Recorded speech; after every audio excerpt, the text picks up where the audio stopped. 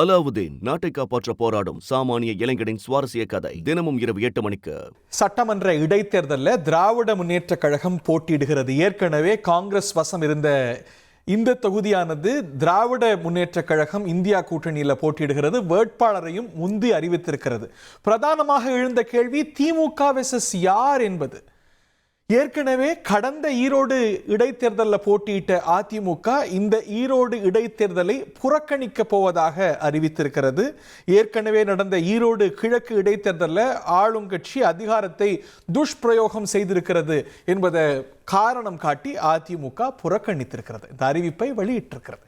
இது பற்றிய கருத்துக்களை நம்மோடு பகிர்ந்து கொள்ள கோட்டீஸ்வரன் மூத்த பத்திரிகையாளர் நம்மோடு இணைகிறார். திரு கோட்டீஸ்வரன், உங்களோட வியூஸ் இந்த விவகாரத்தில்? நேர்களுக்கு வணக்கம். இப்போ இது கிட்டத்தட்ட ஒரு எதிர்பார்த்த ஒன்று. ஏன்னா அவங்க ஒரு ஈரோடு அந்த முன்னாடி தேர்தல் அனுபவத்திலேயே அவங்க அதிகார துஷ்பிரயோகம் அப்படின்ற மாதிரி எல்லாம் வார்த்தைகள் சொல்லியிருந்தாங்க. தேர்தலில் நின்று வாக்குகள் ரொம்ப குறைவா வாங்கினதுக்கு பிறகு வந்த வார்த்தை அது. இது இந்த தேர்தலில் பாத்தீங்கன்னா காங்கிரஸ் கட்சியோட அந்த சீட்டுன்ற மாதிரி பேசப்பட்டிருந்தாலும் காங்கிரஸ் கட்சியும் பாத்தீங்கன்னா அந்த சீட்டு நாங்க திமுகவுக்கு கொடுக்குறோம், தோழமை பாராட்டுன்ற மாதிரி அந்த ஒரு நிலைப்பாடு எடுத்திருக்காங்க. ஆளுகின்ற அரசு திமுக இருக்கிறது. இது நமக்கு தெரிந்த விஷயம் தான். தேர்தல் இடைத்தேர்தல் அப்படி என்றால் பொதுவாக ஆளுங்கட்சிக்கு சாதகமாக இருக்கிற ஒரு துணை தமிழகம் எல்லாம் ஒட்டுமொத்த இந்தியாவிலுமே இருக்கு. அதற்கு காரணம் தேர்தல் ஆணையம். இது முதல் பார்வை. இரண்டாவது பார்வை அதிமுக இந்த தேர்தலை கண்டு பயப்படுகிறது என்று நான் ஒரு பத்திரிகையாளராக புரிந்து கொள்கிறேன். அதாவது வெற்றி தோல்வின்றதை தாண்டி களத்தில் நிற்பதற்கு ஒரு ஒரு பிரதான கட்சியோட தலையாய கடுமையா நான் பார்க்கிறேன். அவங்க அவங்களோட அந்த ஜனநாயக விஷயத்துல விவகாரத்துல இருந்து ஒதுங்கி அந்நியப்பட்டு போறாங்களோ அப்படின்ற மாதிரி இருக்கு. அதாவது தேர்தல் என்பது ஒரு விஷயம், அரசியல் என்பது வேற விஷயம். தேர்தலில் வெற்றி தோல்விக்கு பயந்து அரசியல் ஈரோடினுடைய அந்த பிரச்சாரம், அந்த அரசுகளை கேள்வி கேட்கிற அந்த துணி, மக்களை சந்திக்கிற அந்த திருவிழா, இதுல இருந்தே எது பிரதான எதிர்கட்சியான அதிமுக பயந்து போகிறது, விலகி போகிறது என்பது என்னோட முதல் கட்ட பார்வை. சூசிங் பேட்டில்ஸ் வைஸ்லி என்று சொல்லுவாங்க. அதுபோல எந்த போருக்கு போறோம் அப்படின்னு முடிவெடுப்பதும் அதுல சாதுரியமும் முக்கியம் தானே. இப்போ ஈரோடு இடைத்தேர்தலில் ஒரு லெவல் பிளேயிங் ஃபீல்டு இருக்காதுன்னு குற்றம் சாட்டி இருக்கிறாங்க. அதற்கான முகாந்திரம் இருக்கு அப்படின்னு சொல்லியிருக்கிறாங்க. அந்த வாதம் எடுபடாது. சொல்றது அந்த ஆங்கில பூமி ஒரு போர் இல்ல ஒரு பொது தேர்தல் அப்படின்ற போது ஓகே, அது பொருந்தும். இடைத்தேர்தல் என்பது இவர்களுக்கே நன்றாக தெரியும். இடைத்தேர்தல் இவ்வாறுதான் நடக்கும் அப்படின்றதை தாண்டி இது மக்களை சந்திக்கிறதுக்கு ஒரு வாய்ப்பு இருக்கு. வெற்றி தோல்வியை தாண்டி ஒருவேளை அதிமுக தோத்து போயிட்டா வாக்கு விகிதாச்சாரம் குறைந்து போச்சு, பலவீன கட்சி என்ற பேசுபொருள் இருந்தாலும் மக்களை சந்திக்கிறதுக்கு ஒரு வாய்ப்பு. திமுகவை பிரச்சார ரீதியா எதிர்கொள்றதுக்கு இரண்டாவது வாய்ப்பு. மூன்றாவது வாய்ப்பு, மற்ற கட்சிகளை நிக்கிறதுக்கு பயப்படுற போது அதிமுக களத்துல இருக்குன்றத மக்களுக்கு சொல்ற ஒரு செய்தி. இந்த மூன்று விஷயங்களும் கடந்து போயிட்டு நம்ம நின்னா தோற்றுறோம்னு தெரிஞ்ச அந்த ஒரு ரிசல்ட்டுக்காக பயந்துட்டு ஒதுங்கி போறதுன்றது 60 சட்டமன்ற உறுப்பினர்களை வைத்துக் கொண்டிருக்கிற ஒரு கட்சிக்கு அழகான்றது முதல் கேள்வி. இரண்டாவது கேள்வி, அதிமுக என்பது ஒரு 30-40 ஆண்டுகால ஒரு வரலாறு இருக்கு. இந்த 5-6 வாட்டி அவங்க தேர்தலில் வெற்றி பெற்று முதலமைச்சர்களும் ஆயிருக்கிறாங்க. அப்ப எதிர்கட்சி தலைவர்னும் போது இப்ப என்ன ஆயிடும்னா, ஓபிஎஸ் அவர்களும் வேட்பாளர் போட போறதில்ல, இபிஎஸ் அவர்களும் வேட்பாளர் போட போறதில்ல. அப்ப எதற்கு அப்ப திமுக பார்த்து நீங்க பயப்படுறீங்களா?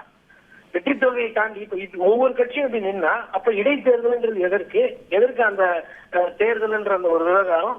அப்ப மொத்தமா அப்ப அதிமுக இன்னைக்கு சொல்லிடுவாங்களா, இனிமேல் நாங்க எந்த இடைத்தேர்தலுமே நிக்க மாட்டோம்னு சொல்லிடுவாங்களா? இதை நீங்க ஆளுகின்ற அரசா இருந்த போதுதான் இடைத்தேர்தல் நின்னீங்க. இது பயத்தோட ஒரு உச்சம். தேர்தல் ஒதுங்குறது அப்படின்றது அது எந்த கட்சியாக கடந்த காலத்துல அம்மையார் ஜெயலலிதா கூட இது போன்ற முடிவுகள் எடுத்திருக்கார்கள். அது இரண்டு கட்சிகளுமே எடுத்திருக்காங்க. திமுகவும் சரி அதிமுகவும் சரி போட்டியிடவும் செஞ்சிருக்காங்க, இடைத்தேர்தல்கள்ல புறக்கணிக்கவும் செஞ்சிருக்காங்க. அதுல ஒரு கன்சிஸ்டன்சி இருந்தது இல்ல. சிலதுல போட்டியிடுவாங்க, சிலதுல போட்டியிட மாட்டாங்க. அதுக்கான காரணங்களை டெம்ப்ளேட்டா சொல்லுவாங்க. இது ரெண்டு கட்சிகளும் வெவ்வேறு காலங்கள்ல மாத்தி மாத்தி எடுத்த யுக்தி தானே.